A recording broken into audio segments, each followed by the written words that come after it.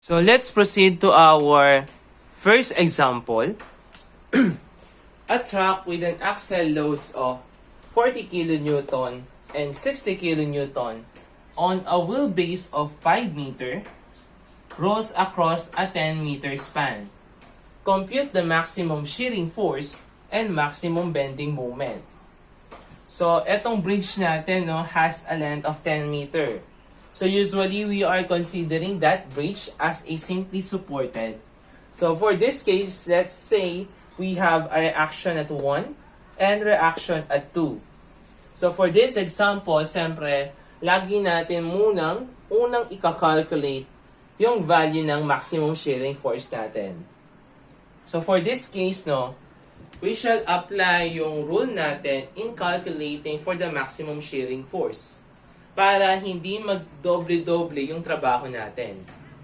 So for this example, hanapin natin yung value ng maximum shearing force by yung pinaka malaking load natin, which is yung 60 kN natin, that must be placed on one of our support. So, saan natin siya i-apply? Sa reaction 1 ba? Or sa reaction 2? Kung sa reaction 2 natin siya i-apply, yung tendency is nandito yung 60 kN natin. Mangyayari dun sa 40 kN natin is mahuhulog siya. So, meaning to say, hindi pwede natin i-apply dito yung 60 kN kasi mahuhulog yung 40 kN natin. So, obviously speaking, since a matter of elimination method, we will going to apply yung 60 kN natin on the R sub 1.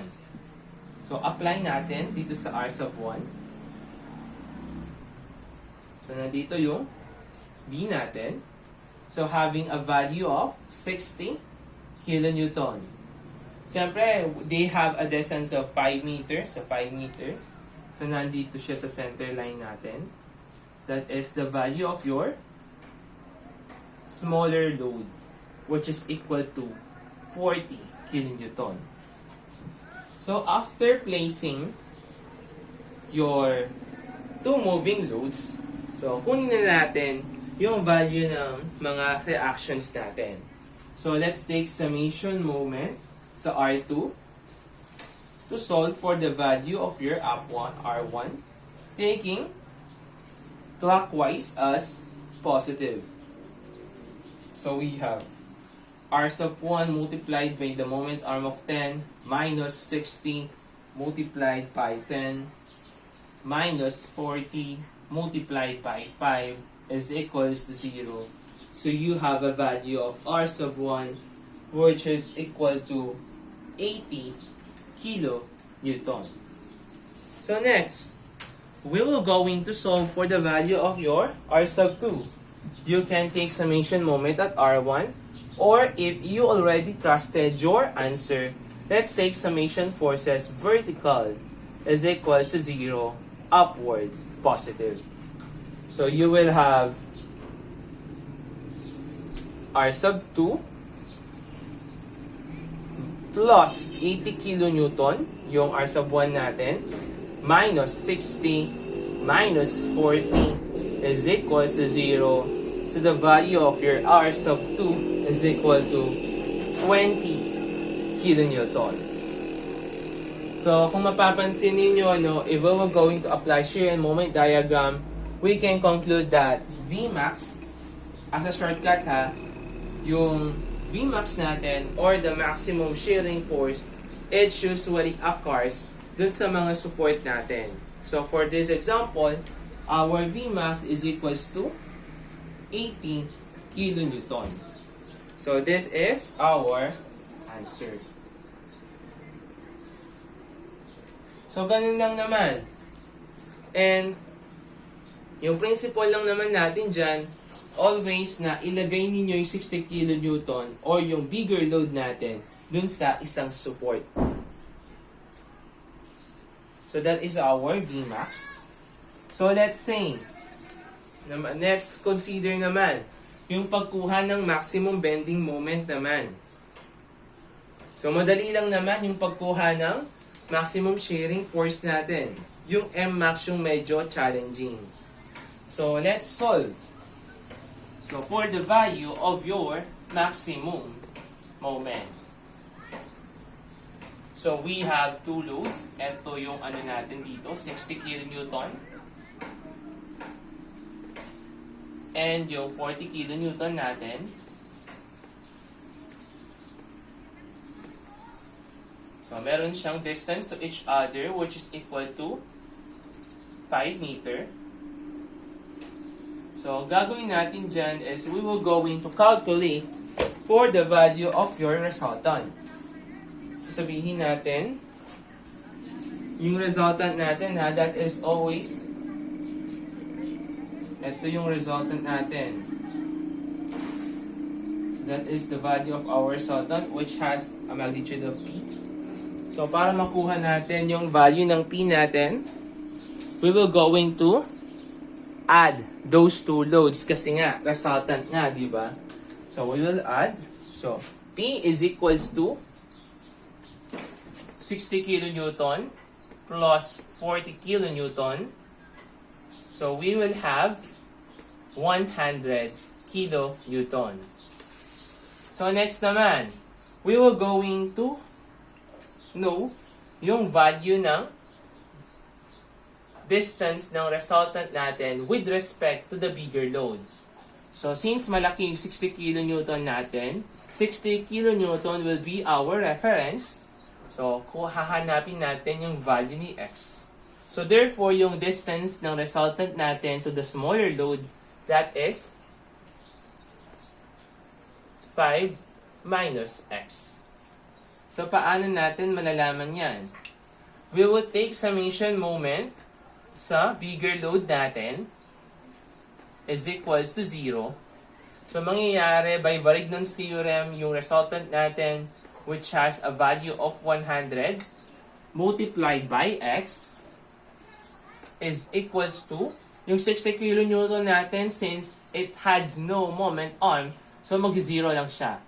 So, yung 40 kN natin, yung imo-moment natin with respect to the bigger load having a moment arm of 5. So, we can calculate for the value of your X which is equal to 2 meter. So, 2 meter yung value natin dito. And siyempre, the remaining or the distance between the resultant and the smaller load is equal to 5 minus X. So, that is 3 meter. So, the main goal of our in finding for the M-max natin is to position yung bigger load natin and the resultant itself dun sa center line ng beam natin. So, for this example, we will going to place yung bigger load natin, yung two moving loads natin, dito sa beam natin.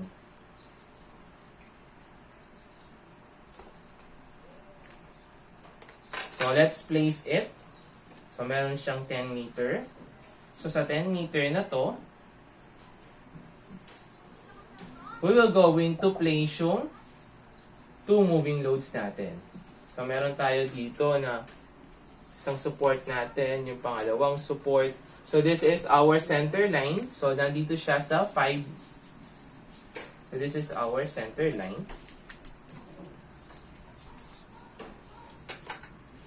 So, lagay natin yung center line natin. Ayan. So, let's place it. So, that is our center line. So, since 10 meter yan, yung span natin, so it will be divided into 2. So, this will now become yung 5 meter natin, or the L over 2. Next naman is 5 meter ulit. So, we will position yung X natin dito. So, this will become X over 2, X over 2. So, mangyayari is ilalagay natin dyan. So, ilagay natin, 2 meter. So, nandirito yung, okay. So, dito naka-place yung bigger load natin having a value of 60 kN. Sa susunod naman, that is the value of our resultant, which is equal to P.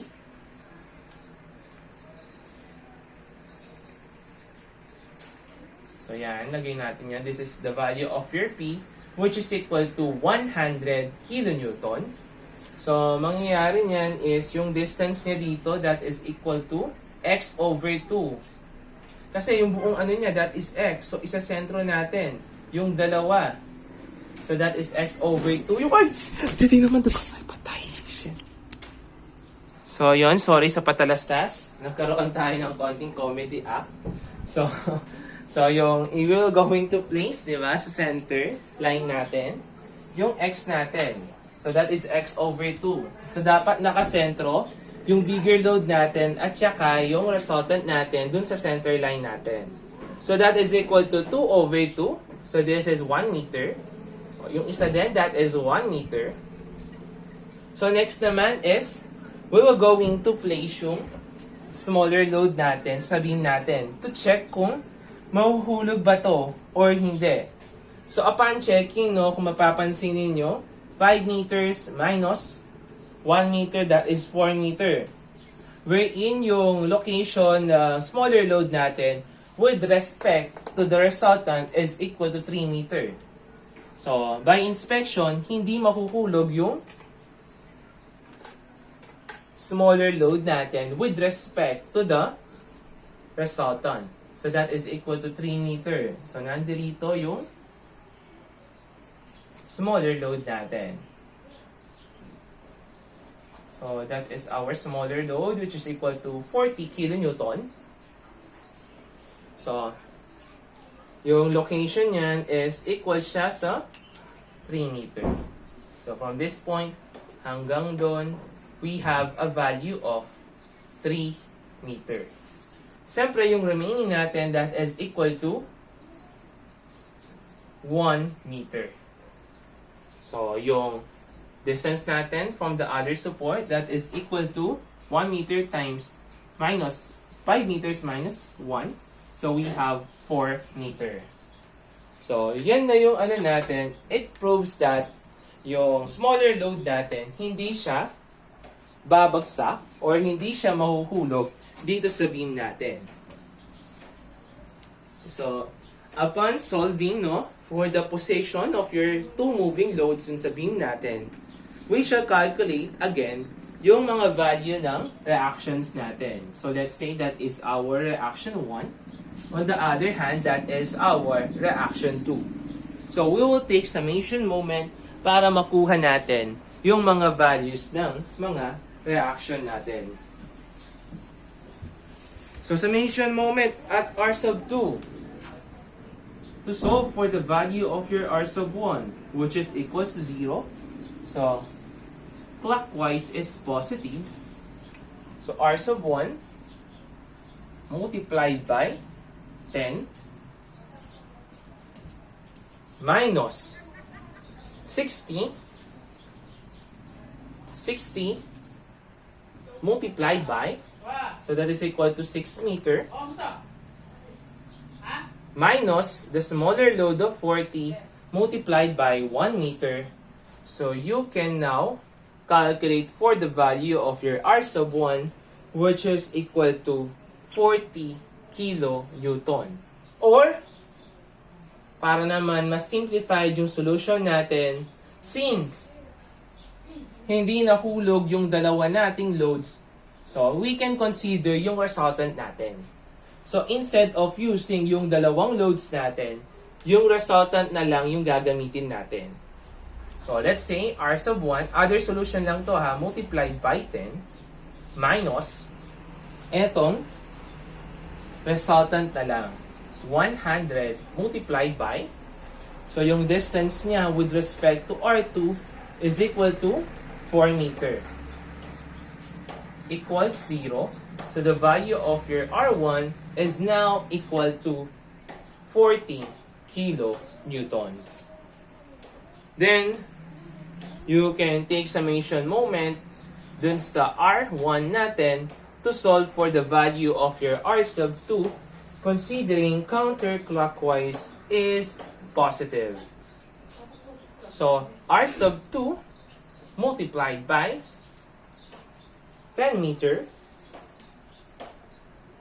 minus. So, consider na lang natin yung resultant natin, no? Minus 100 multiplied by 2 plus 4. So, you will have 6 is equals to 0. So, the value of your R sub 2 is equal to 60 kilonewton.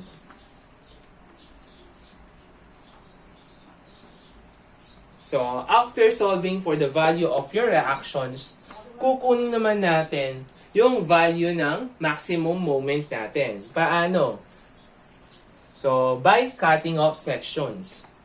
So, for this example, we're going to cut at point B. So, cut at point B.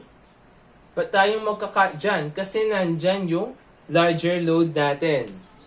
And analyze left segment. Left segment. Ayan. So, cut natin dito at point B. So, cut tayo dito. We're going to consider the left segment lang. So, kung titingnan natin yan, so we will have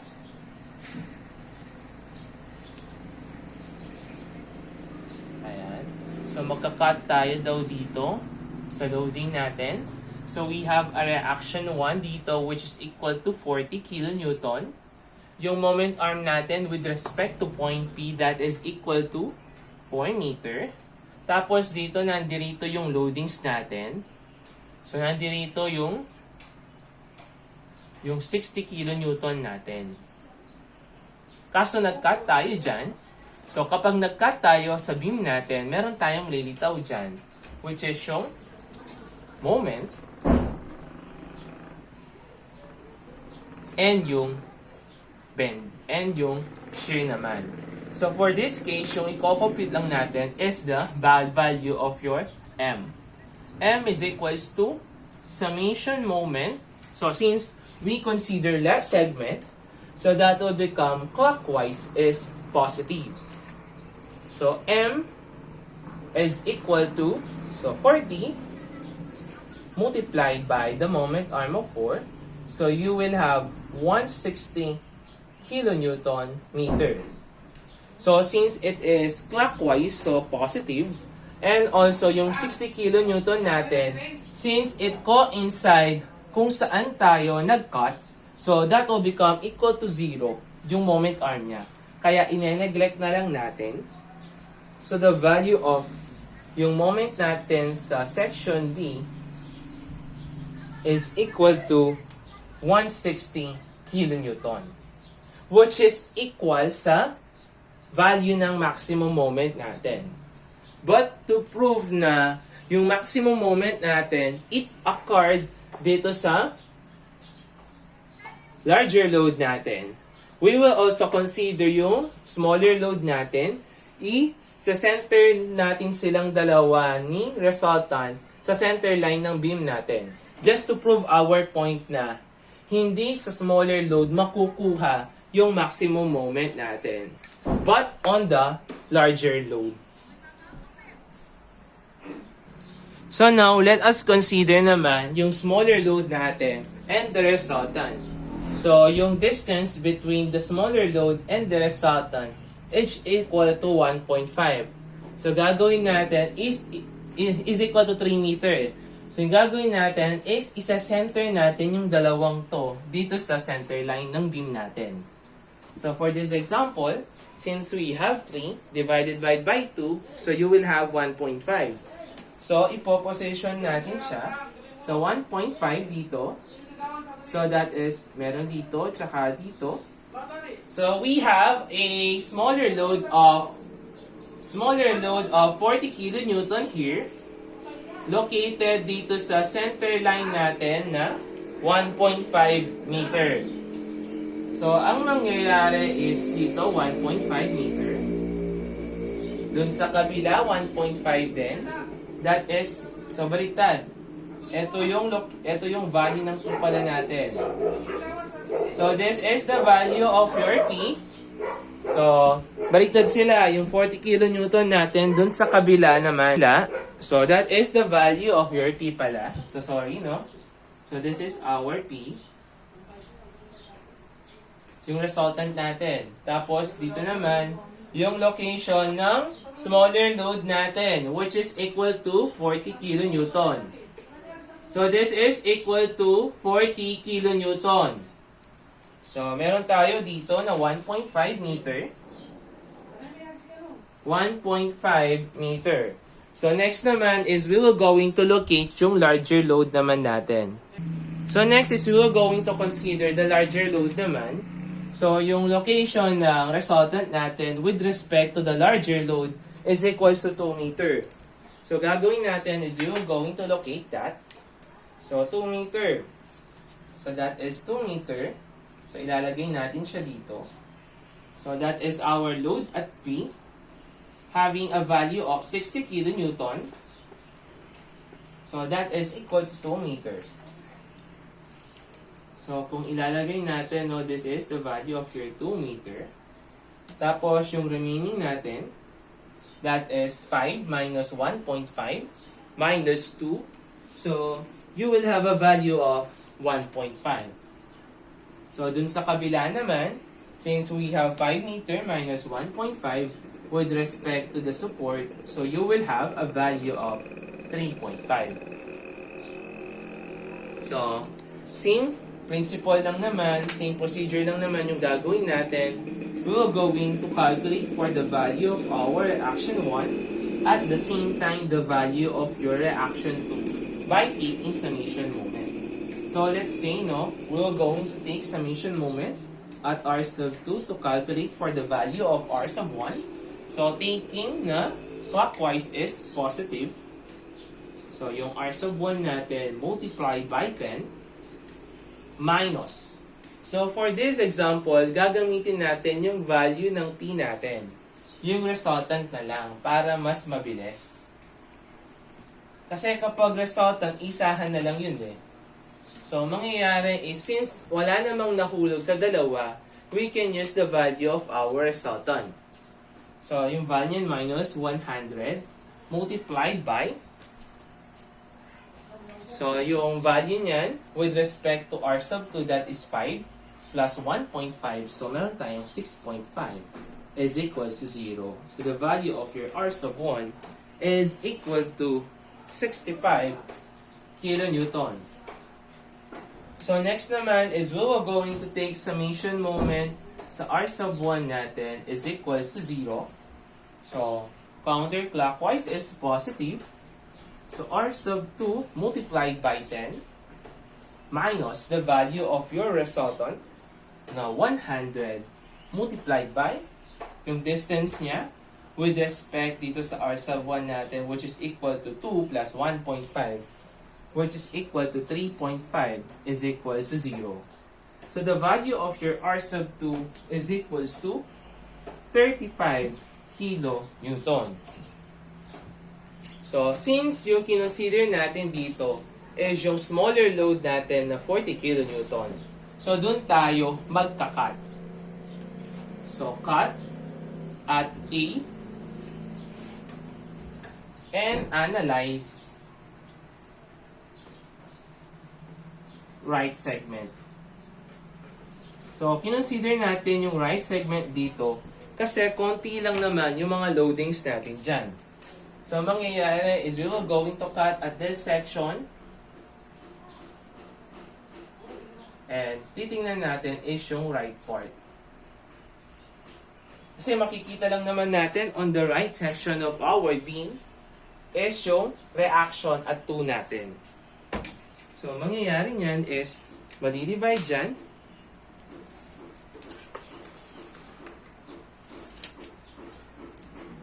So, we will have, so that is equal to 3.5. So, meron tayo dito. Yung R sub 2 natin, that is equal to 35 kilonewton. Tapos, meron siyang moment arm na 3.5 meter. Nandirito yung smaller load natin na A. So, nakakat siyan. So, makukuha natin yung value ng M natin. So, considering, ito yung M natin. So, meron din tayong shear dito. But for this case, kukunin lang natin yung value ng M natin. So, let's say yung moment at A is equals to summation moment, wherein yung orientation natin dyan is counterclockwise is positive. So, mangyayari niyan, the value of your MA, so this is MA ha, MA is equal to 35. So, mag-moment tayo kung saan tayo nag-cut. So, nag-cut tayo sa A, having a moment arm of 3.5. So, the value of your MA is equals to 122.5 kilonewton meter. So, if we were going to compare these two moments na nakalculate natin, yung moment at A and the moment at B, we can conclude that Mmax, therefore, yung Mmax natin, which is yung mas malaki sa kanilang dalawa, between them is 160 kilonewton meter. So, yun, no? Always consider na lang yung procedure natin as a shortcut na i-consider mo lang yung sa larger load natin. So, Mmax is equals to 160 kilonewton. So, kung mapapansin niyo no, dito sa previous example natin, when you are considering the larger load, hindi nahulog yung smaller load natin. So, in that case, no, kung hindi nahulog yung smaller load natin, we can calculate for the value of your Mmax using the formula. So, for this example, no, Mmax, by formula, no, pila minus pasada squared all over 4 na pila. So, yung P natin, that is equal to 100 multiplied by the L of 55, so 10 yan, minus the smaller load of 40 kilonewton multiplied by the distance of the wheel loads, which is equal to 5 meter. So, squared all over 4. The P is 100. Yung L natin is 10. So, you will have